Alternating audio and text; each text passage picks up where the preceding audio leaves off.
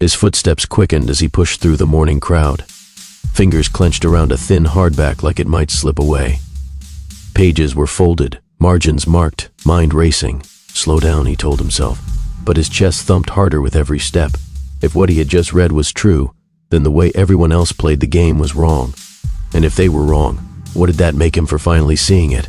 He stopped at the curb, traffic blurring, thoughts louder than horns. Be rational, he whispered, not excited, not afraid. The words felt new, almost dangerous. Until today, he had trusted instincts, quick wins, the thrill of being right fast. Now the book demanded something colder and braver. Patience. He imagined waiting while others rushed, standing still while the crowd surged. The idea tightened his stomach.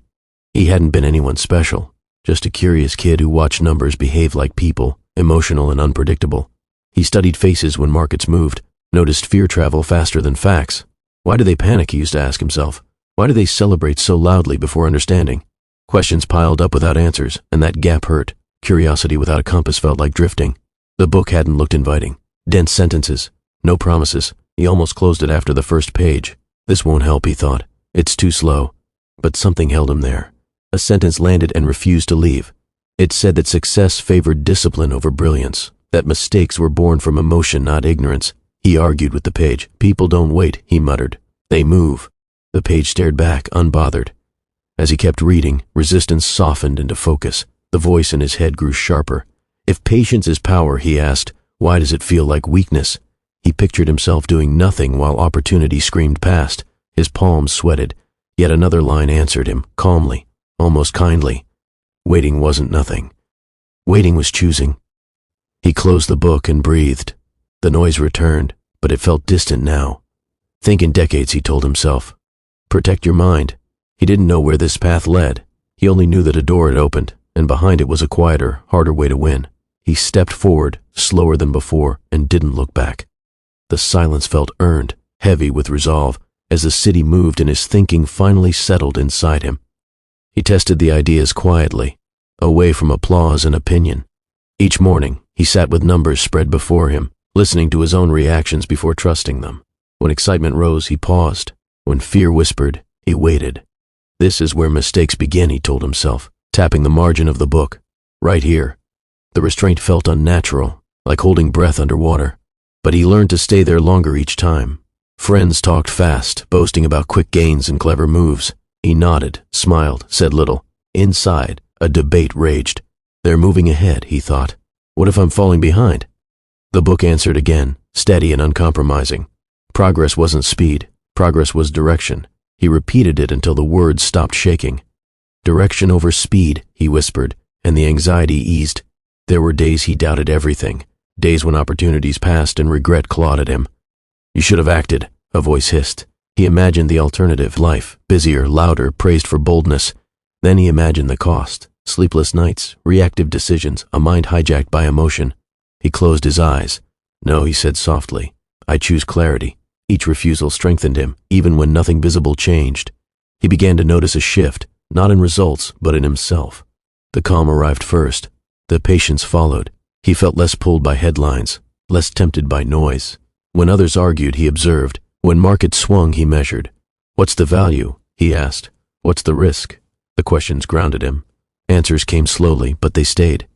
The book became a companion, its pages worn, its lessons internalized. He argued with it less now. Instead, he tested it against reality.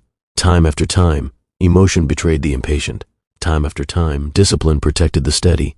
He didn't celebrate. He didn't rush to tell anyone. Let the work speak, he told himself. Let time do the talking. The longer he practiced restraint, the more the world tested him. Sudden opportunities appeared like flashing lights, daring him to chase them. Headlines screamed urgency. People around him spoke with certainty they didn't earn. Each time his pulse jumped. This is it, the old instinct said. Act now. He felt the familiar pull in his chest, the itch to move just to feel safe. He sat on his hands and breathed. Excitement is not insight, he reminded himself. Saying it out loud made it real. There were moments of loneliness. Silence has a way of amplifying doubt. At night, he replayed decisions, wondering if patience was just fear wearing a smarter mask. Am I cautious, he asked himself, or am I afraid? The question hurt because it mattered.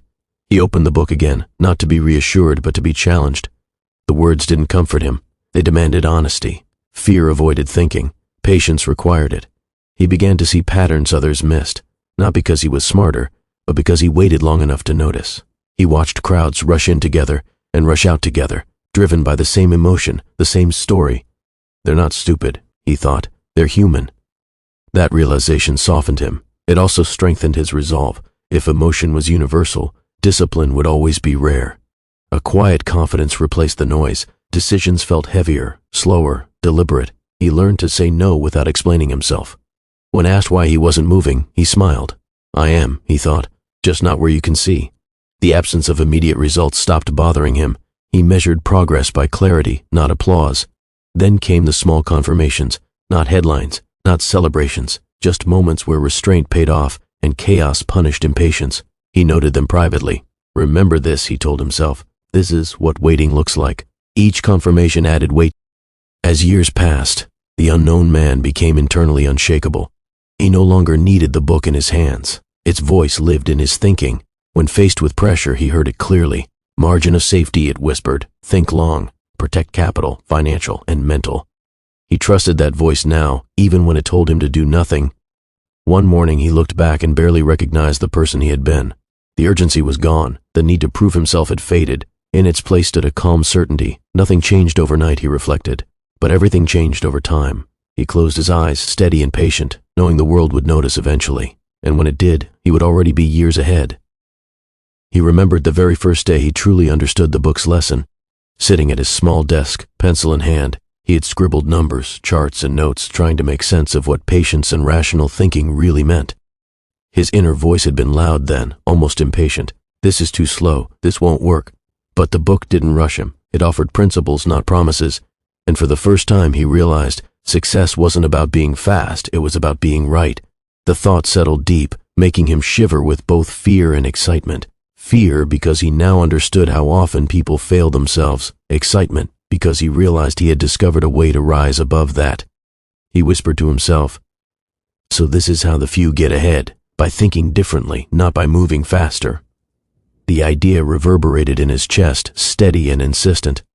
From that moment, impatience became his enemy, patience his ally. Friends and neighbors noticed subtle changes before anyone else did. He no longer bragged about small gains or rushed to speak over conversations. Instead, he listened, analyzed, and made quiet observations. At times, someone would comment, "Why don't you act like the rest of us?" And he would smile softly, replying internally, "Because I'm acting, just differently." The external world was loud, urgent, chaotic, but inside he had found calm. Mistakes still came, but they no longer crushed him. Each misstep became a lesson, a data point to refine judgment. He spoke to himself as a mentor might speak to a student. You will fall, yes, but only if you forget to think clearly. Remember the principles, stick to them. The words, once read on pages of a forgotten book, were now a part of his internal dialogue. They guided him, corrected him, and strengthened him. Time passed in quiet increments. Small decisions compounded into habits. Habits built character. Character shaped vision. And with each layer of discipline, the young, unknown man transformed, not overnight, but steadily, undeniably. He began to see opportunities where others saw chaos, solutions where others saw confusion. He began to understand that the real advantage wasn't knowledge alone. It was how he used it every day, with patience, clarity, and unwavering focus. Then, one afternoon, decades later, he sat in reflection, thinking of all the choices that had led him here. He picked up the worn book again, turning its pages slowly, feeling the texture under his fingers. It wasn't the wealth, he thought, that mattered. It was the way it changed me, the way it made me see, wait, and act differently from everyone else. He closed the book gently, almost reverently, and smiled. The world might now know his name, but the real story had always been inside him, quiet, patient, and unshakable. From that moment, the city outside seemed different to him. The rush, the shouting, the chaos, it no longer tugged at his mind. He could watch people scramble, panic, celebrate, and fail, and feel nothing but calm understanding. It wasn't arrogance, it wasn't indifference, it was perspective. He had learned to see the long game, to measure life in patience, in careful observation, in deliberate choice. Every action, no matter how small, had a consequence that stretched far beyond the moment. Sometimes late at night, he would catch himself smiling quietly to no one, remembering the long hours he had spent alone with the book. arguing with its words, challenging its logic, resisting and then accepting its lessons. He could almost hear the voice of Benjamin Graham in his head, guiding him, think independently, guard yourself against emotion, protect your margin. He realized he had absorbed more than knowledge. He had absorbed a way of life. He remembered telling himself back then, in the small room, with sunlight slipping through the blinds, if I follow this path, I may never be popular. I may even be misunderstood. But I will be right. That sentence had carried him through uncertainty, through temptation, through moments when the easy choice screamed louder than the correct one. Every success he later achieved felt secondary to the mental clarity he had gained. That clarity, he now knew, was rare, more valuable than fame, more reliable than fortune. Even as recognition finally arrived, people learning his name, praising his wisdom, marveling at his decisions, he felt detached from the applause. He had grown past the need for validation. His joy was in the process, in the discipline, in the steady accumulation of understanding that no one else could see at first glance. And yet, the world noticed eventually, because excellence, rooted in clarity and patience, cannot stay invisible forever. He leaned back in his chair, reflecting on how a single book, found almost by accident, had set all of this in motion. The young man who once raced through streets, chest pounding with anxiety and wonder, had become a calm observer of life, making decisions not from impulse, not from the noise, but from reason and perspective. And as he gazed at the horizon, he whispered to himself, almost as a secret to anyone willing to listen, stories don't change lives. Mind shifts do. And sometimes, all it takes is one book. The sun dipped lower, casting long shadows over the city, yet he remained unshaken. He knew the truth that most never see. The world rewards those who think differently, those who wait when others act, those who let patience guide their steps. And in that quiet confidence, he felt a satisfaction no applause could give, no fortune could buy. The unknown Warren Buffett had become more than the world saw. He had become himself, patient, steady, and unbreakable. And in that quiet, steady state, he realized something almost everyone misses. The real power wasn't in what he did, but in how he thought. Others scrambled, chasing headlines, chasing trends, chasing approval. But he had discovered a secret few ever do. True advantage comes from mastering your own mind before trying to master the world. Every choice, every decision, every risk taken with clarity, multiplied quietly, invisibly, like seeds taking root in fertile soil. He thought back to the nights he had argued silently with the book, resisting its lessons, challenging its calm logic. This can't be enough, he had said to himself. It's too simple. Yet, years later, he understood the simplicity was the point. Complexity clouds judgment, patience clarifies it. Following principles consistently, even when they seemed boring or slow, had carried him farther than brilliance guided by emotion ever could. The world, finally aware of him, marveled at the results. Headlines called him a genius, a prodigy, a financial legend. People speculated on his methods, wondering how he consistently made the right call when others failed. But he knew the truth. No one had seen the countless quiet mornings, the thoughtful pauses, the self-imposed delays, the patient reflection. The real story was invisible. It lived inside his mind, shaped by one book and the relentless discipline to follow its lessons. Even as fame and wealth wrapped around him like a cloak, he never forgot the unknown, young man he had once been, rushing through crowded streets, heart pounding, holding a simple book as if it were a lifeline. That fear, that uncertainty, that hunger to understand the world, it had forged him. And now, he sat calm, knowing that the real riches were not numbers in an account, but the clarity and control he had over his own thoughts. He smiled softly to himself, feeling a quiet pride, not pride in the world's recognition, but pride in the transformation within. The journey had not been easy. Doubts had surfaced, temptations had pulled him off course, mistakes had tested him.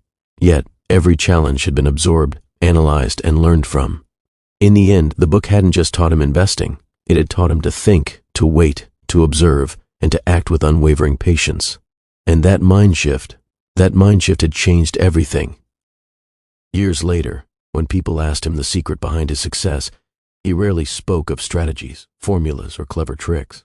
Instead, he would pause, letting the silence hang just long enough to make them wonder. Then, almost quietly, he would say something simple but profound. It wasn't the money. It wasn't the fame. It was the way I learned to think.